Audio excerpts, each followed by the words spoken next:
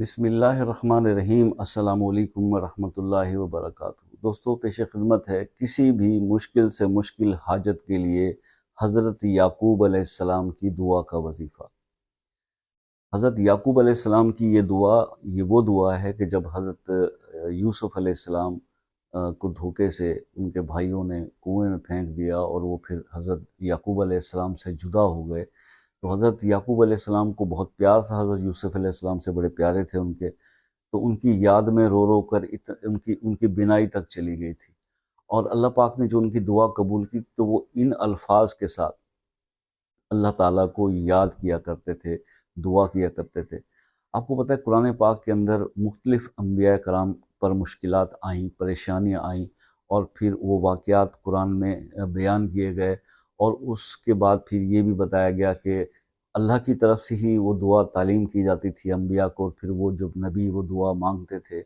جیسے کہ آپ دیکھیں کہ حضرت یونس علیہ السلام مچھلی کے پیٹ میں تھے، تو وہاں سے نکلنے کے لیے انہوں نے جو دعا مانگی، آیت کریمہ آج تک وہ لوگ دہراتے ہیں، لا الہ الا انت سبحانک انی کنت من الظالمین، اور اسی لیے کہا جاتا ہے کہ کوئی بھی مشکل پریشانی یا تکلیف ہو تو آیت کریمہ جو ہے اس کے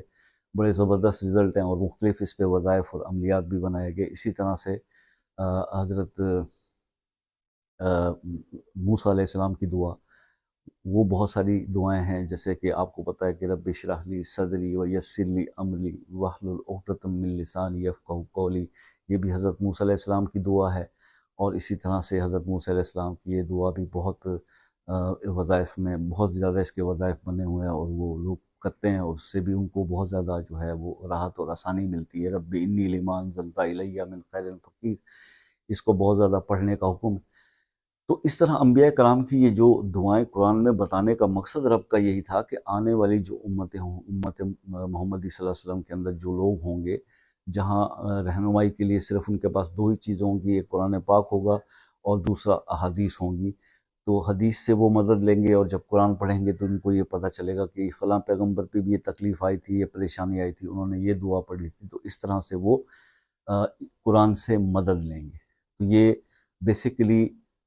لاجک یہی ہے کہ بھئی قرآن سے مدد لی جائے، اور کیسی لی جائے، وہ مختلف انبیاء کے واقعات کے ساتھ پھر ان کی دعاؤں کہ جو دعائیں ان پیغمبروں سے منسوب ہیں، ٹھیک ہے۔ اب حضرت عیسیٰ علیہ السلام نے اپنے حواریوں کے لیے جو سورہ مائدہ کے اندر وہ آیت ہے، ربنا انزل علینا مائدۃ من السماء، تو یہ سورہ مائدہ کی آیت، یہ حضرت عیسیٰ علیہ السلام نے دعا مانگی تھی، تو آپ دیکھیں کہ اس کے نتیجے میں اللہ پاک نے آسمان سے دسترخوان جو ہے وہ نازل کیا تھا ان کے حواریوں کے لیے، پکا پکایا کھانا۔ تو بات یہ ہے کہ اب آج کل تھوڑی سی ایمان کی کمزوری ہے، مسلمان آج کا اتنا مطلب یہ اس میں نہیں ہے، حوصلے میں ذرا جلدی پریشان ہو جاتا ہے، تو اس وجہ سے ہے تھوڑا سا، لیکن اب بھی قرآن کی ان آیتوں میں، ان دعاؤں میں وہی اثر ہے، اور ایمان والے لوگوں کے لیے آج بھی اللہ تعالیٰ جو ہے وہ اپنے آسمانی قدرت سے اشیاء آج بھی بھیج دیتا ہے، غیب سے مدد آج بھی ان بزرگوں کو، اولیاء کرام کو اب تک ملتی رہی،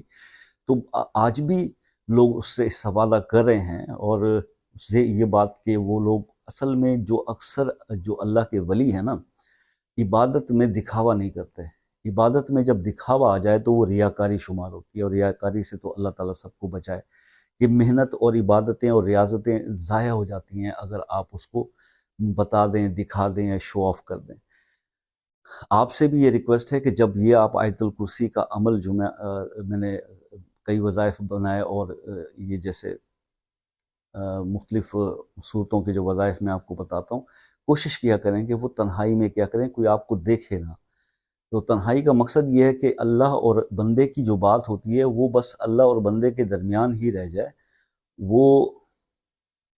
اس کا جو ہے وہ راز راز ہی رہنا چاہیے، تو پھر اس کے ثمرات اور اس کے فیوز و برکات بڑھ جاتے ہیں۔ اور یہاں تو ہم پھر جو ہے وہ ایک ایک کو بتانا شروع کر دیتے ہیں، اگر کام ہو جائے تو بے شک کسی کی مدد کے لیے بتائیے، لیکن اس میں شوخی کا عنصر نہیں ہونا چاہیے، اپنی باتوں کو ضائع نہ کیجیے۔ یہ جو بھی آپ دعا، وظیفہ، ورد ذکر کرتے ہیں، یہ اس دنیا کے اندر تو آپ کے کام بناتے ہی، آخرت میں بھی تو آپ کے لیے خیر کا وسیلہ ہوگا نا۔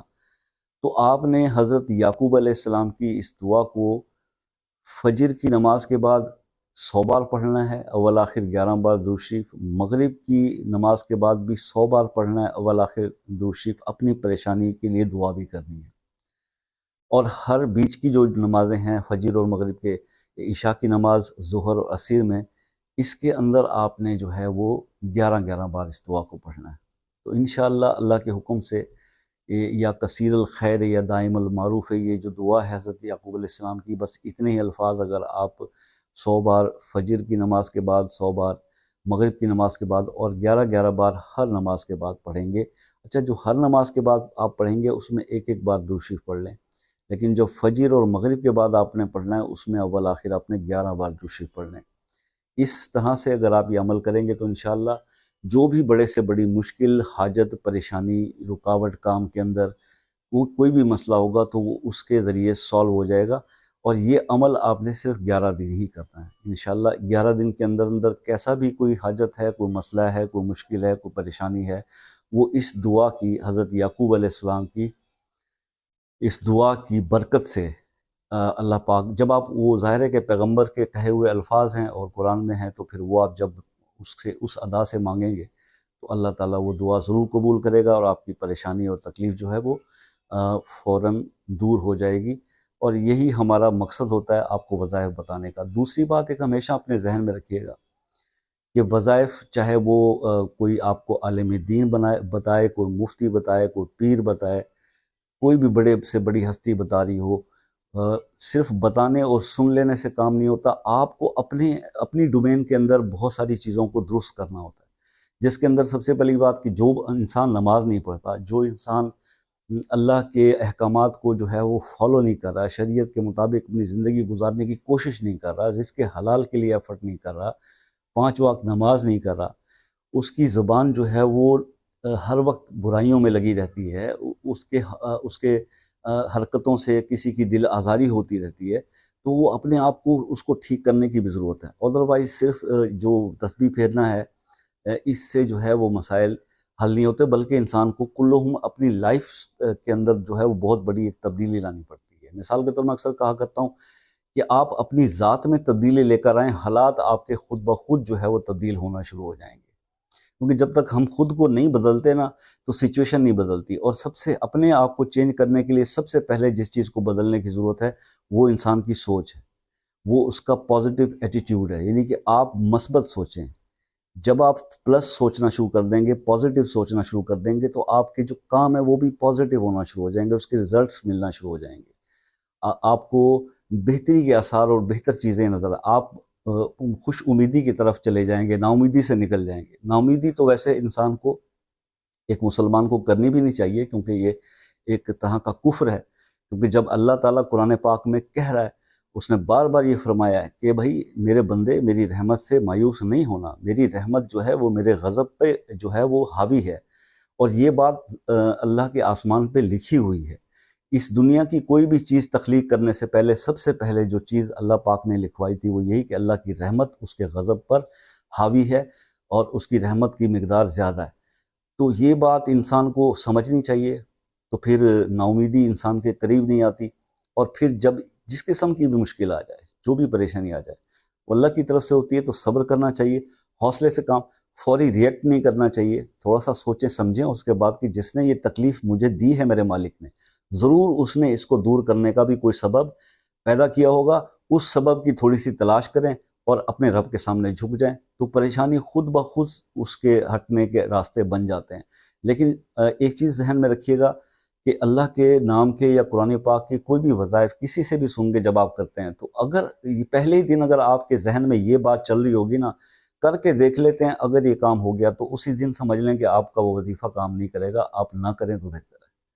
اس کو پورے یقین سے کرنا چاہیے کہ یہ اللہ کا کلام ہے، میں اس کو پڑھوں،